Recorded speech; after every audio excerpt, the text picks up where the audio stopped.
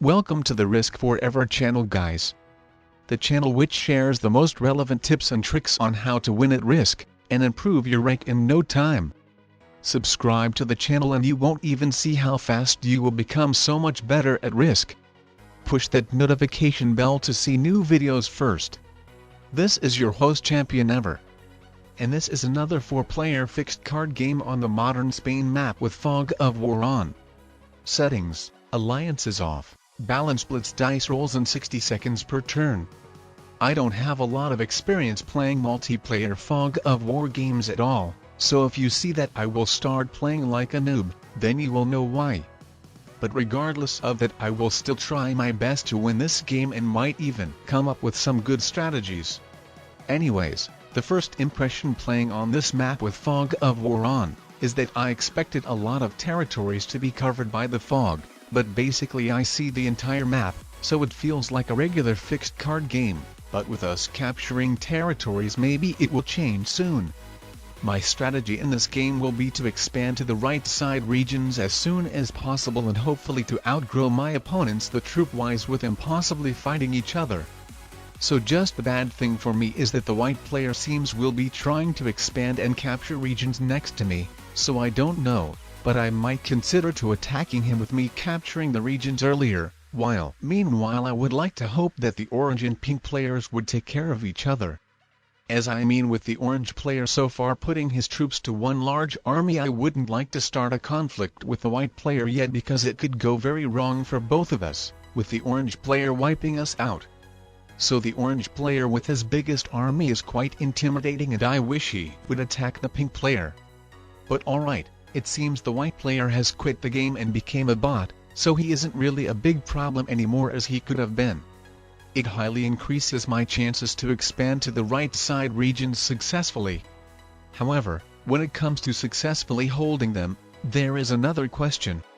As my opponents, by seeing that I will start getting a lot of troops, could consider start attacking me. But I mean, so far I'm trying to play friendly. I mean, I could have invaded the orange player into his regions easily. This one is obviously unguarded, and I'm pretty sure the orange player doesn't have a lot of troops to properly defend here either, but I don't want to make enemies. As by fighting with one of my really opponents, another one could take over a big advantage. And yeah, as you can see, the orange player basically keeps adding all of his troops to this big army, which could anytime be used either on me or the pink player, or there is also a possibility that the orange player decides to wipe out the white player bot as well. But all in all, I don't feel that much well having all of those smaller armies comparing with the orange's one big army. It feels to be very vulnerable. However, if nobody considers to invading me into all those regions, then I shouldn't feel vulnerable any time longer with a few more turns being passed. But we are going to see how it is. But so far I don't really like the fact that the orange player brought his biggest army next to me so closer. And oh no, don't say that he is going to wipe me out. But alright, he might wipe out the pink player, it seems. Maybe he just wanted to capture this middle 6 troops region. But I don't know, it's really unknown for me. Maybe he just wanted to increase his territorial troops bonus. But in any case, all in all, he didn't consider to invading me, and this what I'm most happy about. But oh no, now the pink player comes my way and I feel intimidated once again. But alright, it seems he is crushing the white player, so maybe the white player will be even taken out.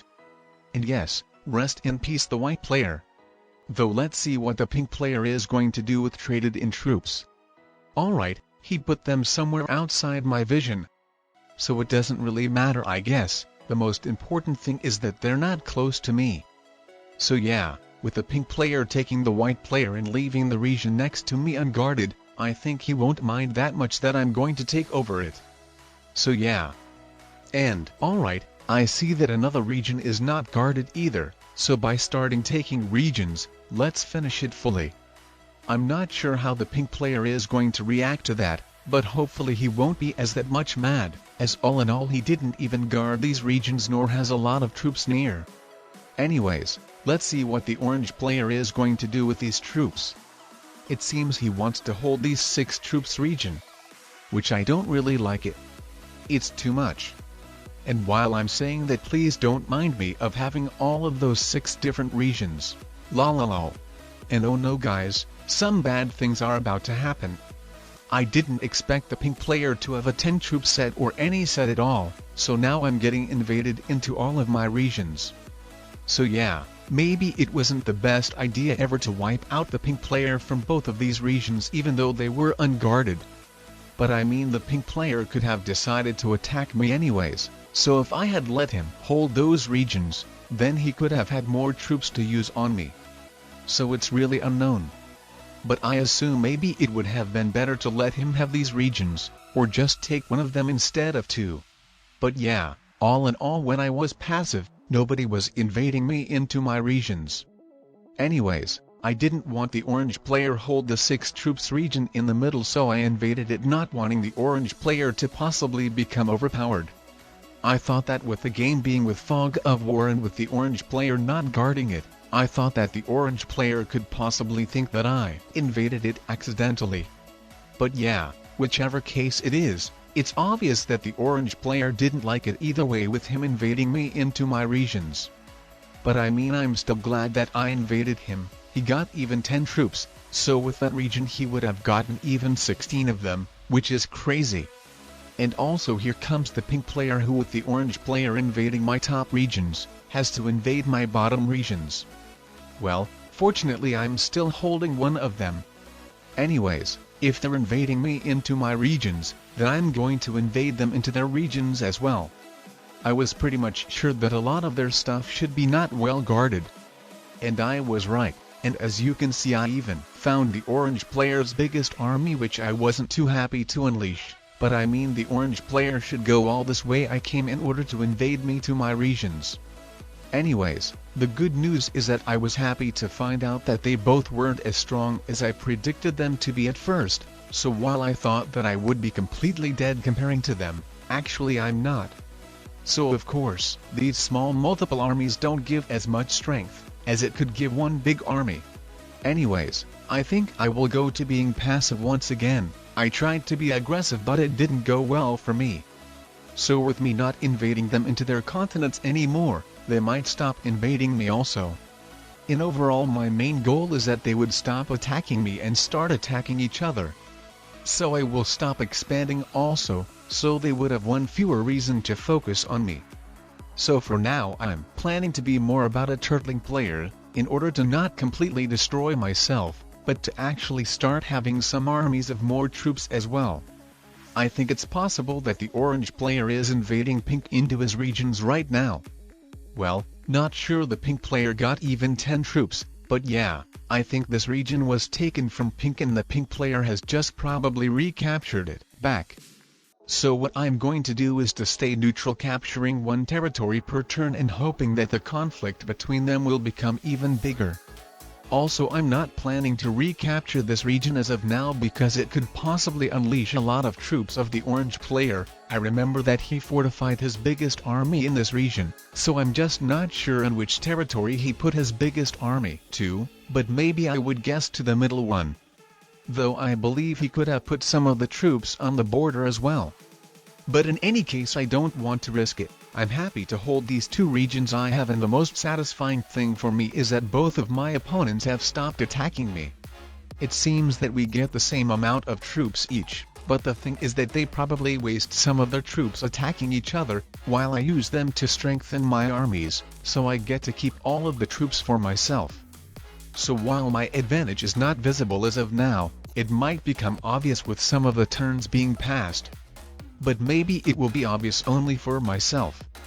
I'm not sure how much they will be aware of it, but also at the same time I don't really know how many of the troops each they have also, but what I would like to believe is that at least a good amount of them they are using on destroying each other. So as you can see, with me stopping attack into their continents, I stopped getting invaded also. It might have not worked out, but they started attacking each other, so I guess all of their attention went towards each other while leaving me alone. And I'm pretty much happy about it. So it's just really unknown how many troops both them have. I'm not sure how much strong or weak I look in comparison to them, maybe all of us just around the same strength, but it's really unknown. What I saw is that both of my opponents attacked each other, but even with that they still keep getting a lot of troops. And it seems the pink player went all this long way to invade me, and with him constantly getting a big amount of troops, he might be taking over the advantage, who knows. But in one way or another with him invading me, I think it would be the best to invade him as well and see how actually it is. And actually I think that after hoarding troops for a while it might be a smart idea to expand, capturing all of those territories to not only see the whole map, but to possibly increase the territorial troop bonus as well in case my opponents are not going to recapture a lot of territories. So it really depends on them. What I found out is that the orange player still had that big army he fortified back then, and actually it was on the border. But what I was fortunate to find out is that the pink player is actually not as strong as I predicted him possibly be. He is actually very weak and could be even taken out. So I think I will go with it. Not totally sure if it's a great idea, whether I would have an advantage against the orange player in the endgame, but I really think it's my best shot.